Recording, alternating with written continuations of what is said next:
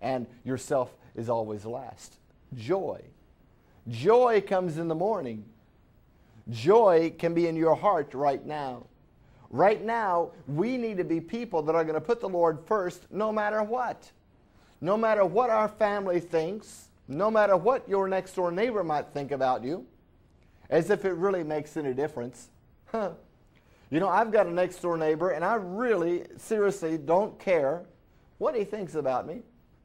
But I will say this, that I like to be a man of my word and stand firm on what I believe. How about you? Now, our sorrow, when it turns to joy, when our sadness and our anger and our aggravation turns into Jesus first, others second, and ourselves last.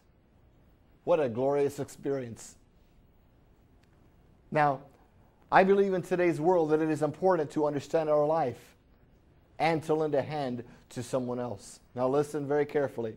The combination of our life, it is not so hard to figure out.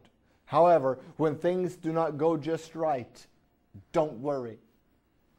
Oh boy, Pastor, you really hit a noggin on the nail there. Oh, Pastor, I just don't understand this. I don't understand what you're saying. I simply can't understand why you would even say that. When things don't go right, don't worry. Friend, no matter how much that you worry, ladies and gentlemen, no matter if you worry till doomsday, if you worry all the time, for today, tomorrow, tonight, tomorrow night, next week, and you're just worrying, you're just worrying your pretty little head off. Let me tell you, friend, it's not going to change the situation. What does change it is prayer. What changes things is prayer. There's a song I remember, when heaven prayed, or when Mama prayed, heaven paid attention. And I believe that it did. Now, when things don't go right, don't worry. Because it doesn't go right, it doesn't mean that you've got to throw in the towel and give up. We sometimes get so mad, so aggravated because things don't go right. Hold on, wait a second. Let's put that on the shelf for a moment. We say, I'm mad, I'm aggravated because that didn't go right for me. Wait, it didn't go right according to your plan. You see, we get mad when we can't have our way. Have you ever noticed a 3-year-old child or a 2-year-old child going down through the grocery store? There was a story one time that I had heard about a young man that when he was about 3, he decided he wanted something in the grocery store, and his mother said no. And they were going to go on and cash out and go home, wherever they're going. But the little boy got mad. He got really angry. He got madder than mad at his mother. So he decided he was going to get on the floor and literally do a break dance in the middle of the floor screaming. Aggravated. And he was break dancing on his back, just spinning around. You could imagine how funny that was, and you could probably imagine how embarrassed that the mother was.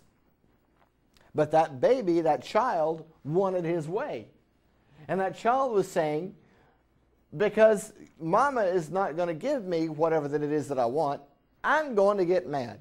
Now, you know what? Sometimes we're the same way when it comes to God. God, you did not give me this thing, so therefore I am going to get so mad, and my vengeance, bless my holy name, I am going to get so vengeful. God, you did not give me what I wanted.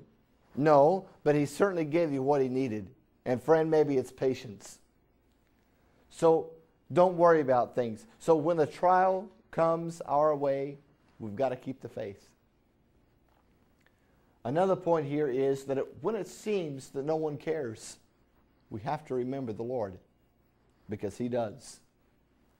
One click to the left, another one to the right, another one back the other way, and then maybe another one to the other direction, and then maybe again. But either way it goes, our life, it turns. We turn this way, we turn that way. We experience this, we go and experience that. We figure out through the turning in our life, the turning of our hearts and our spirits, and we look at this and all the turning and things that we do. And then we find out what we like and what we don't like. Some folks say, well, I don't like going to church. How do you know? Have you ever tried it? Well, no, wait. We can't make that statement then. You've got to try it. How are you going to know that you don't like guacamole unless you've tried it? Now, I'm the world's worst because I can't stand this stuff. And it's because I've tried it. It does nothing for me, all right? So don't send me a box of it. So, but the thing of it is that I can say I don't like this because I've tried it. But how could I say, well, I don't like flying, or I don't like going to the moon? And then, as ridiculous as that sounds, I don't like going to the moon. Pastor Christian does not like going to the moon. How does he know? Has he ever been there? Ask him. Well, in honesty, no, I've never been to the moon. Have you? So how are we then going to say that we don't like something unless we've tried it? So we need to do this. So for every turn to the right or to the left that our life takes, for every path that we go down in life, it may not make a whole lot of sense to us right away, nor may we understand fully everything that we need to understand. But you know what? In time, my dear friend, ladies and gentlemen, in time, our understanding and our knowledge comes into focus, and then we can clearly see why that we had to go through those things. So we have to discover in our life. You know, life is a discovery. And every little step of our life is a discovery. It's a challenge. You watch a baby, a year old, maybe a little younger than that, start learning to walk. Certainly they're not going to walk around perfectly as adults. They're going to fall, they're going to bop their head up against the couch or the coffee table or something. Or maybe, later when they get really good at things, they're going to be up on their feet and be faster than lightning. So you've got to run out after them. And it's amazing where children get their energy. And I believe that Christians today, that we need to have a whole lot of pizzazz. Amen? We really need to have a whole lot of desire, a whole lot of zeal to get up, to get things going, to get motivated, to have that vision, to have that true joy. You know what? I think that for a child, that a child thinks this way. Well, I'm going to go ahead, and this is my joy. This is what's going to bring me happiness. What's going to bring me a lot of joy here. I'm going to run away from mama. If you notice, parents, they'll get upset with the kid. They'll say, well, why don't you just leave? Why don't you just do this? Oh, really? Do tell. And then the child decides to run away. And if this is not trust, just trust me, friend, this isn't the day and the age for our children to be running away from home.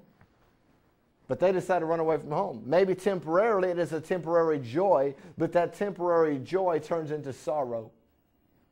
What about for you as a person? Have you ever said something to somebody that has really upset them?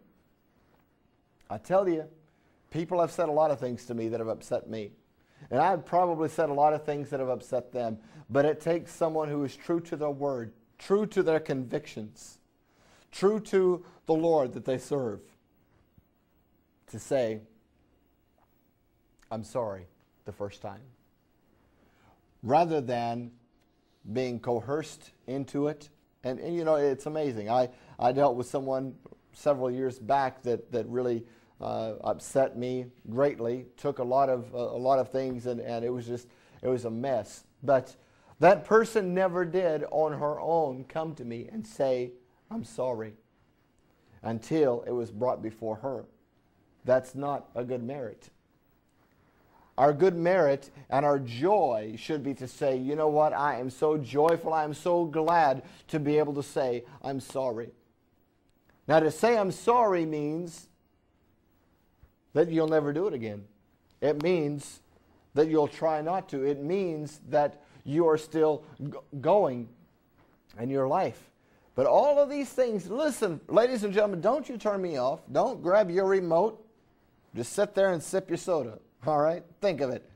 Now, you guys can do that. I can't. But now think of it.